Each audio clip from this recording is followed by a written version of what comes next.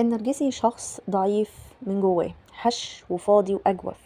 علشان يعيش ويتغذى لازم يلاقي له ضحية يتغذى عليها، بالظبط زي الكائنات الطفيلية اللي لازم تلاقي جسم عاقل علشان تعيش عليه وتتغذى عليه، أو على الفتات اللي بينزل منه، وبالتالي ما يعرفش يعيش لوحده. ولكن في نفس الوقت هو شخص زي ما احنا عارفين عنده من الصفات الكتير، ومن أهم الصفات ديت إن هو شخص متكبر ومغرور، وما بيعترفش أبدا بخطأه ولا بيعترف ان هو محتاج لاي حد. بالعكس بيوهم كل الناس اللي حواليه انه اهم حد في الكون وان هم اللي محتاجين له، ولكن هو محتاج يفضل جنب الشخص اللي بيتغذى عليه او الاشخاص والضحايا اللي بيستخدمهم في امتصاص طاقتهم واستنزافهم على كل المستويات، النفسي والمادي والجسدي والوقت، بيستغلهم في كل حاجة.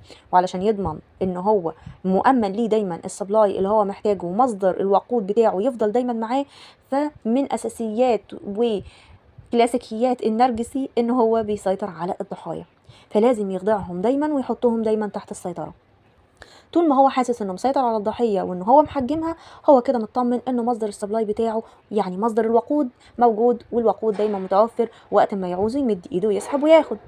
لان زي ما احنا عارفين ان الوقود او السبلاي بالنسبة للنرجسي يعني الاكسجين، النفس، الهواء اللي بيعيش عليه، ما ينفعش اصلا يتمنع عنه نهائي. طيب يا ترى ايه اللي بيحصل لما النرجسي يحس انه فقد السيطرة على الضحية بتاعته، وانه ما بقاش متحكم فيها التحكم الكامل؟ يا ترى ده بيأثر عليه ازاي، وبيتصرف لما بيحس الاحساس ده ازاي؟ ده اللي هنعرفه بعد شوية، بعد ما نصلي على الحبيب عليه الصلاة والسلام. ولو انتوا اول مرة تسمعوني ومهتمين بالمحتوى دوت عن النرجسية او الشخصيات المؤذية بشكل عام، ومهتمين تعرفوا اكتر، تابعوني وبصوا وخدوا جولة على القناة وعلى قائمة التشغيل اللي احنا عليها ديت بالذات. انا سما، ودي قناة على متن الحياة سما لايف، قائمة تشغيل كلام من القلب للقلب، اللي مهتمة بيكم ومهتمة بزيادة الوعي عندكم ومساعدتكم على التشافي والتعافي والتخلص من العلاقات السامة والمؤذية. يلا بينا نتابع ونعرف ايه اللي بيحصل. في 4 خطوات او 4 ردود افعال بتحصل بترتيب الاحداث مع النرجسي لما بيكتشف ان الضحيه بتاعته بدات تقوى وبدات تحس بنفسها وبذاتها، وبدا يبقى لها شخصيه ويبقى لها راي ويبقى لها صوت، وتعترض وتحاول تعمل حدود. فبيبدا يدي ردود افعال ثابته عند كل النرجسيين، مع اختلافات طفيفه في الشخصيات، يعني اختلافات الفرديه بين الاشخاص وبعضهم. طيب اول حاجه ممكن يعملها النرجسي ردا على انك انت بقيتي قويه، او انك انت بداتي تعملي لنفسك حدود، او حتى بتفكري انك تخرجي بره دايره تحكمه، او تسيبي العلاقه وتمشي تماما بعد ما ايقنتي انه النرجسي شخص ما بيتغيرش، لو اتغير بيتغير للاسوأ، فانت قررتي تنفدي بجلدك وتاخدي تيلك في اسنانك وتجري زي ما بنقول. لو هو حس او استشعر ده بدرجه قليله او بدرجه كبيره كده، يا ترى بيبقى رد فعله ايه؟ اول حاجه قلنا بيكون الغضب النرجسي. بعد ما بتحسي ان الحياه المؤذيه ديت مع الشخص النرجسي مفيش منها فايده، وبتبدأي تزودي وعيك وبتتأكدي زي ما قلنا انه مفيش مفر غير انك تهربي، وان هو مش هيتحسن ولا هيتغير، بتبدأي تسحبي او تنسحبي من حياته وتجهزي للرحيل. فهو بيحس انك بتتغيري وبتقوي، بتبطلي او على الاقل بتقللي السبلاي اللي انت بتديهوله او اللي هو بياخده منك، بيبقى مش عارف ياخده زي الاول، لحد ما بتوصلي لمرحله انك بتوقفيه تماما. وده بيخوفه وبيخليه يمارس معاكي افضل وسيله للدفاع بالنسبه له، وهي الهجوم والغضب. يعني غضبه بيكون ناتج عن خوفه وعن ضعفه، مش قوة أبدا منه زي ما هو بيحاول يخدعك. لكن هيهات هيهات، الشخصية الجديدة ما بقتش بتتخدع ولا بتصدق أوهامه من تاني. الشخصية الجديدة بقت قوية، وده بيحسسه إن هيبته ضاعت قصادها. وكمان بيحس منك بالتحدي. إزاي؟ سواء رفضتي الخضوع بشكل كامل زي زمان، أو حتى قررتي إنك هتسيبيه، ده بيعتبره بالنسبة له هو تحدي منك ليه. هو مش بيفكر فيكي زي الناس الطبيعيين، يعني انت انسانه طبيعيه لها حقوق، ومن اهم حقوقها انها تقبل الطرف الاخر، او تقرر انها تستمر في العلاقه او انها تنسحب. من حقك ان انت تقرري ده، هو ما بيعترفش بده. هو بيشوف العلاقه عامله ازاي؟ اولا هو كنرجسي بيفكر انه هو طبعا ما يترفضش، وكمان بعد ما قابلتيه اصلا وعشتي معاه فتره من الزمن، فهو خلاص بالنسبه لك هو امر مسلم بيه. يعني ايه انت تيجي تقبليه او ما تقبليهوش بعد ما قابلتيه اصلا وعشتي معاه فتره؟ بتبقي من وجهة نظره أصبحتي أصلا ملكه، فما بقاش من حقك إنك تسيبيه أو إنك انتي ترفضيه، وبناء عليه بيغضب عليكي غضب شديد جدا. طيب نعمل إيه؟ حاولي بلاش تقفي قصاده وتتحديه، يعني لما يغضب ويزعق ويخبط ما تقفيش في وشه ولا تردي عليه الكلام اللي هو بيقوله، ولا الزعيق زي ما هو بيزعق تقعدي تزعقي في وشه، ولا تنتقديه، ولا تحاولي تحطيه قصاد مرايه وتعرفيه ان هو مضطرب وان سلوكه مرفوض وانك انت نرجسي، انا فهمت انت ايه، انا عرفت انت بتعمل كده ليه، انت شخص مضطرب انت. لا، ما تحطيهوش خالص قدام الحقيقي دي، كل ده بيستفزه وبيخليه غضبه يزيد عليكي، بيزيد من نوبة الغضب. بالعكس، احنا لازم نبعد عنه وناخد مسافة امان على قد ما نقدر، علشان مش كل النرجسيين كمان غضبهم بيتوقف على الزعيق، في اللي بيتعدوا اكتر واكتر، فلازم نأمن نفسنا ونتجاهل على قد ما نقدر الغضب دوت، ومن اوله كده ما نتعاطاش معاه وما ناخدش وندي معاه وندخل في سجال في موضوع الغضب والعصبية، علشان ما ندلوش فرصة ان هو يصعد اكتر ويزود الغضب علينا ويطلع كل مكنونات نفسه من الكره والحقد والغل اللي جواه علشان يرتاح. ما ندلوش الفرصة لده. طبعا مش محتاجة ان انا انوه لكم زي ما تعودنا ان احنا بنتكلم بصيغة ان الضحية هي الزوجة والنرجسي هو الرجل للتسهيل والتبسيط، ولكن في برضو نرجسيات نساء وضحايا من الرجال. تاني رد فعل للنرجسي على موضوع انك انت بتخرجي بره سيطرته او عايزه تسيبيه، هي حملات تشويه السمعه. لما بتقوي هو لازم يحجمك، وموضوع حملات تشويه السمعه ده من اقسى واصعب التحديات اللي بتقابل ضحيه النرجسي، يمكن حتى اصعب من حياتها معاه اللي هي اتحملت فيها الاذى لمده سنين طويله، لان الضحيه دايما بتكون شخصيه هي مثال للاخلاق والاحترام، عندها طباع جميله مثاليه او بتحاول تكون مثاليه في كل شيء. بتفاجأ بعد سنين من التحمل لمساوئ وأذى النرجسي إن هو اللي بيتكلم عليها، ومش من دلوقتي، ده من بدري هو بيتكلم عليها ومشوه سمعتها ومبوظ صورتها عند كل الناس المحيطين من قريب ومن بعيد من حواليهم، حتى إنها ممكن تلاقي ناس من أهلها نفسهم واخدين صفه وبيقولوا لها حرام عليك يا شيخة، ده انت مطلعه عين الراجل وهو مستحملك من سنين، بيشتكي وتعبان معاكي بس هو مستحمل علشان الدنيا تمشي وعلشان شريكي وعلشان البيت وعشان العيال، وبيبقى طالع قصادهم هو بشكل الكيوت الضحية الغلبان اللي متحمل الشريرة الفظيعة التي لا تطاق ديت علشان خاطر الدنيا تمشي. غالبا لو ده حصل مع ضحية ما عندهاش وعي كافي ولا عندها معرفة بان دي من بديهيات ردود افعال النرجسيين على الضحية لما تحب انها تنقذ نفسها او تخرج عن السيطرة او تقوى عليه، فبيكون رد فعلها انها بتتصدم وبتنفعل وبتحزن وبتغضب وبتحاول انها تدافع عن نفسها بس بانفعال. اما لو كانت الضحية ذات وعي عالي وفاهمة كويس ان ده طبيعي ان هو يصدر عن الشخص النرجسي في اللحظة اللي زي ديت، فهتكون بتستقبل الموضوع بشكل اهدى شوية، وممكن كمان تكون سابقاه بخطوه، تكون هي اللي سابقاه انها اتكلمت وانها هي اشتكت وانها قالت على بلاويه وعرفت الناس حقيقته من قبل ما توصل للنقطه ديت اصلا، وده بيكون طبعا نتيجه الوعي وانها بتخطط لخطواتها مش ماشيه عشوائيه. الصح ايه في الموضوع دوت ان احنا هنتعامل هنا بمنطق سلم الشدة اللي تبين العدو من الحبيب زي ما بنقول عندنا في مصر. يعني ايه؟ يعني الناس هنا لما النرجسي هيتكلم عليكي وهيشوه سمعتك وهيتكلم عليكي بما ليس فيكي، الناس هنا هتنقسم ل3 فئات. اول فئة اللي هي هتسمع من النرجسي وهتصدقه من غير ما ترجع لك اصلا، ولا هتسمع منك ولا هتديكي فرصة انك انت تدافعي عن نفسك او تبيني الحقيقة.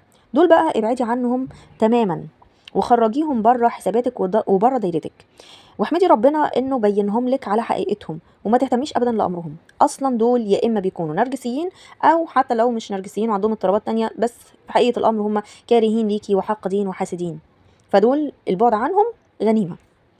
الفئة التانية هتسمع من النرجسي ومنك، لكن برضه هيصدقوه وهيكذبوك انتي وهيغلطوكي، ودول غالبا بيكونوا اعوانه او زي ما بنقول القرود الطايره بتاعته، فبرضه هتبقى الصوره اتضحت لك اكتر لو كنتي مش عارفاهم من قبل كده. الفئه الثالثه دول هيسمعوا من النرجسي ومنك ولكن بمنطق، هيصدقوكي انتي وهيقفوا جنبك وهيدافعوا عنك في مواجهه النرجسي وهتلاقي منهم دعم. المهم اللي عايزه اقوله لك ان في الحاله الثانيه والثالثه سواء هيبقوا قرود طايره او هيبقوا داعمين ليكي، انت هتوضحي اللي حصل وهتوضحي حقيقه الامر مره واحده بس بهدوء وبثبات، يعني ما تقعديش تدافعي عن نفسك كتير وتقعدي ترغي كتير، مره واحده بس الشخص اللي بيكلمك او الاشخاص اللي انت قاعده معاهم هتوضحي لهم الموضوع بهدوء وثبات وبحقائق مبنيه على منطق وحاجات حقيقيه، ولو معاكي دلائل طلعيها، وبناء على ردة الفعل اللي بيوجهها لك الشخص ده هتحددي ان كان بقى من القرود الطايره اللي هي في الحاله الثانيه فهتعملي حدود وهتبعديهم عن دايرتك هم كمان، علشان ما تتأذيش منهم وعشان ما تتأثريش وعشان ما تستنفذيش منهم. اما لو كانوا من الفئة الثالثة اللي هم الداعمين، وانت اكتشفتي بقى بعد ما حكيتي ان هم داعمين ليكي، هم دول اللي انت محتاجاهم دلوقتي ومحتاجة تخليهم في دايرة تعاملاتك، علشان يقووكي ويساعدوكي على انك تكملي في مشوارك. نوصل هنا لردة الفعل الثالثة على النرجسي لما ضحيته بتقوى وبتوعى وبتتغير أو بتفكر تسيبه، هي الاستفزاز النرجسي. في محاولة أخيرة منه إن هو يرجعك ويشفطك تاني في العلاقة، سواء بيعملك هوفر إيجابي أو هوفر سلبي، وغالبا لأن هم أغبياء ومغرورين بيفضلوا وبيبدأوا دايما بالهوفر السلبي، واللي بيتمثل في إن هو بيستفزك بإنه مثلا يمنع عنك حاجات انت محتاجاها هو المفروض يديها لك، يستخدم حقوقك المفروض انها بديهية انك انت ده من حقك فهو يمنعك عنه، يستخدم الولاد ومصاريفهم ويضغطك بالطريقه ديت من خلال الولاد واحتياجاتهم ومصاريفهم، او ان هو يتحكم في قرارات تخصهم، يمارس سلطته عليهم وعليكي عشان يضايقك، او يحاول يثير فضولك ده شكل تاني عن حاجه او عن شيء يخصك، وبيدعي ان هو بيعرفه وان هو عارف نقط ضعف عندك، فبيستفزك علشان انت يبقى عندك فضول انك تتكلمي معاه وتعرفي، عندك فضول تعرفي هو ايه نقطه الضعف اللي هو ماسكها عليكي دي، ايه الحاجه اللي مخلياه قوي كده وعنده استعداد ان هو يقف في وشك وبيقول لك انه عنده نقطه ضعف ليكي وماسك عليكي حاجه هيقدر ان هو يسيطر بيها، فيبقى عندك فضول فتبداي تحاولي تتكلمي معاه وتفتحي معاه مجال عشان تعرفي هو ايه اللي هو ماسكه عليكي ده. كل هدفه من التلاعب ده ان هو يجرك للكلام معاه، ان شاء الله تكون خناقه حتى يحصل ما بينكم شد وجذب وتتخانقوا مع بعض، علشان يسحبك للاتهامات، يبدأ يتهم وتبدأي تردي فتتعاتبوا، وبعدين يجي من بعد العتاب الكلام بهدوء والصلح والوعود الكاذبة اللي بيفضل يقولها بقى في التوقيتات اللي زي دي، علشان يسيطر على الضحية ويشفطها من تاني جوه العلاقة ويرجعها تاني تحت سيطرته، ويطمن انه عرف يعمل كل الفيلم ده عشان يرجعها تاني ونجح. طب لو عمل كل ده ومنفعش بيعمل ايه؟ بيقلب بقى على اخر جزء في الخطة، وان هو يعمل لك الهوفر الايجابي، بين قوسين كده على عينه طبعا ان هو بيضطر يعمل لك هوفر ايجابي، زي ما قلنا هو بيحب الهوفر السلبي وبيحب السبلاي السلبي، ده بالنسبة له اسهل واجمل بكتير. فبيعمل ايه بقى؟ بيبدأ يمثل لك دور الضحية الغلبان المحب المكلوم يا عيني، اللي ما يقدرش يستغنى عنك وما يقدرش ولا يتصور الحياة من غيرك، وان هو فعلا ندمان على غلطه في حقك، ومعترف ان هو اهملك وزعلك وظلمك، وان هو عرف غلطته خلاص وعايز يصلحها، عايز يعوضك عن اللي فات انت والولاد، ده انت والبيت والولاد اهم حاجة عنده في الدنيا، وان هو كمان هيكون اب مختلف وزوج حقيقي ليكي وشريك حياة، وهيجيب لك كذا اللي انت كنت هتموتي عليه، وهيعمل لك كذا اللي انت ياما اتحايلتي عليه عشان يعمله، وهيوديكوا في الحتة الفلانية، وهيجيب لكم الحاجات اللي كان نفسكم فيها، وفجأة تلاقيه كده تحول زي ما يكون بقى علاء الدين والمصباح السحري، هو عمال يقول لك شبيك لبيك احلامك تكون بين ايديكي. ربنا يسهل هتبقى بين ايديكي، هو فكرك هو بيديكي حاجه او بيحقق لك الاحلام ديت قبل ما ترجعي عن اللي انت بتعمليه، لا، هي كلها عباره عن وعود بانه ان شاء الله وربنا يسهل وهعمل لكم وهخلي لكم وهسوي لكم، ما هي مش هتتعدى كونها احلام ووعود كدابه مش هتتحقق. كل الهدف منها ان هو يخدعك ويقنعك انه اتغير والمره دي هتكون غير، والمره ديت القرصه منك كانت قرصه جامده شويه وهو فاق، قال يعني فاق وقرر ان هو يتغير ويغير حياتكم كلها، والدنيا هتبقى وردي وردي وردي.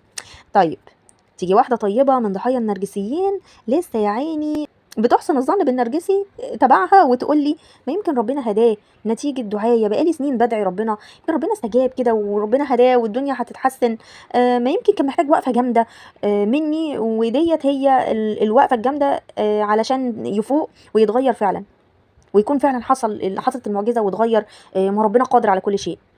هقولك يا عزيزتي الطيبة راجعي تاريخك معاه، اكيد هتلاقي نموذج مصغر ويمكن مكرر من ثورتك وغضبك وقرارك بان كفايه كده واحنا لازم بقى نعمل وقفه وانا تعبت وانا مش هكمل، وكان هو بيعمل لك نفس المسكن بتاع هتغير هعمل لك هجيب لك، بس انت بس فكيها وارجعي في كلامك اديني فرصه تانية وانت هتشوفي، وبعد ما بتديله الفرصة دايما وبتصدقيه وبتتعشمي فيه خير، تلاقيه رجع لما كان عليه ويمكن أسوأ مما كان.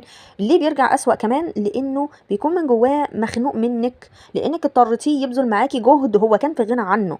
يمكن كمان اضطر يصرف أو يجيب هدايا علشان يثبت حسن نواياه، أو يتعامل معاكي بلطف زايد، وده بالنسبة له متعب ومرهق، مقزز.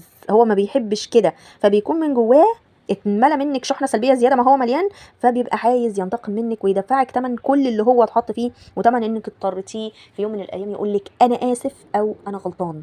عشان كده لما بيرجع بيبقى هم حبة كده بس تفاريح، وبعد كده بتشوفي منه أسوأ مما كان. اخر نقطة معانا في ردود افعاله، وده اخر حاجة في جراب الحاوي النرجسي معانا النهاردة، وهي الالقاء والتخلي الاخير. ده بيحصل لما بيمر معاكي بالمراحل السابقه كلها، ويجرب الغضب وتشويه السمعه والهوفر السلبي والهوفر الايجابي، وعمل معاكي كل الحيل ولقى انه مفيش فايده معاكي. انتي بجد المره دي وصلتي لنهايه، وصلتي لقرار نهائي، اتغيرتي فعلا وبقيتي فاهمه وواعيه وناضجه، ما بتخافيش وما بيضحكش عليكي.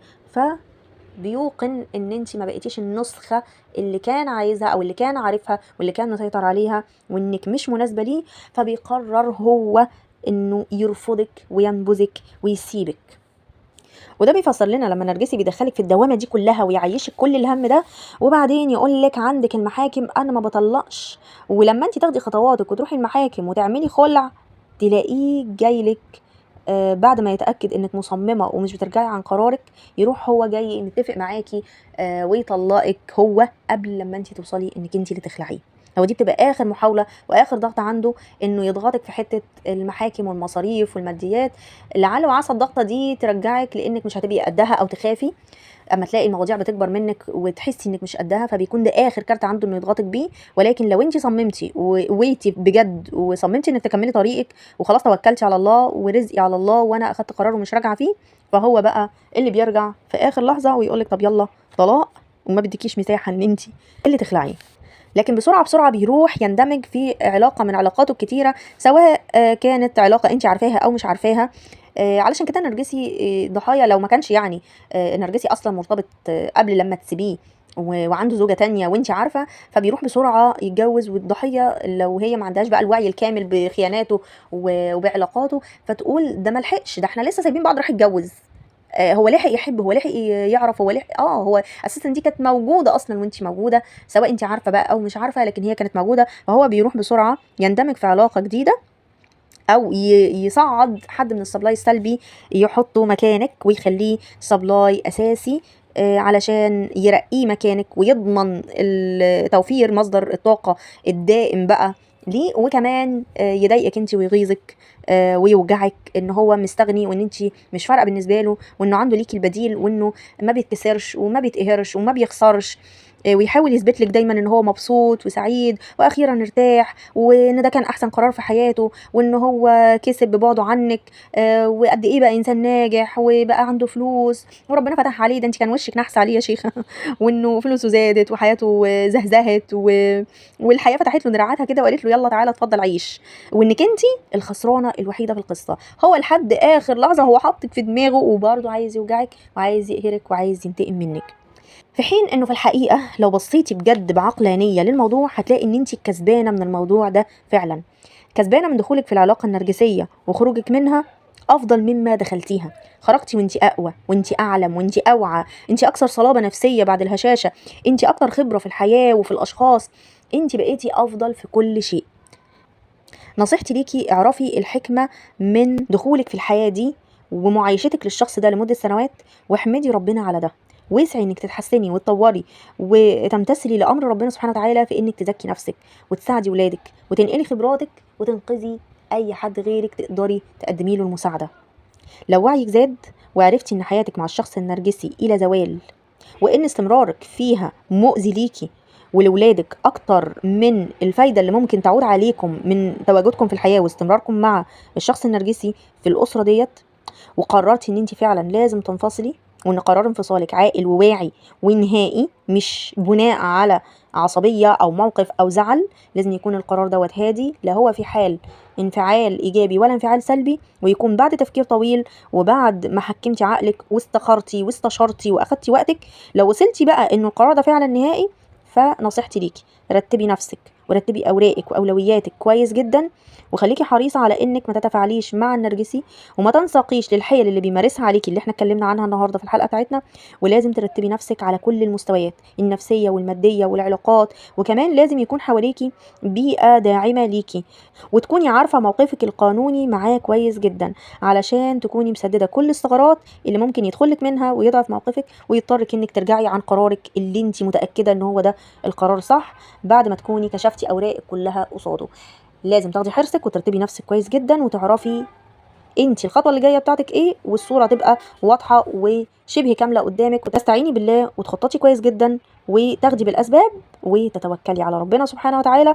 وطالما انت نيتك خير اللي هي بتتمثل في انقاذ نفسك وانقاذ اولادك وتحسين حياتكم اللي جايه، يبقى ربنا سبحانه وتعالى اكيد باذن الله هيساعدك. مفيش حد بيبقى نيته صالحه في عمل الا ربنا بيصلح له العمل ده وبيرزقه النتائج اللي بيتمناها واكتر. استعيني بالله، ربنا مدبر الامر وهو حسبنا ونعم وكيل.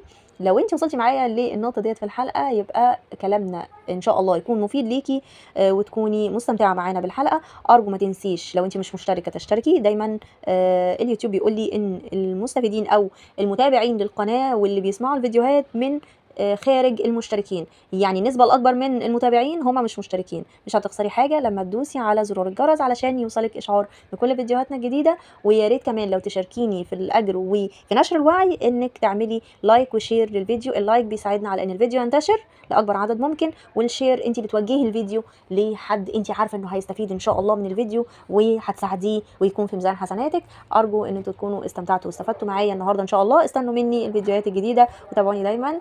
أنا سما، ودي قناة علامات الحياة سما لايف. أشوفكم الفيديو الجاي على خير، في حفظ الله ورعايته أترككم. مع السلامة.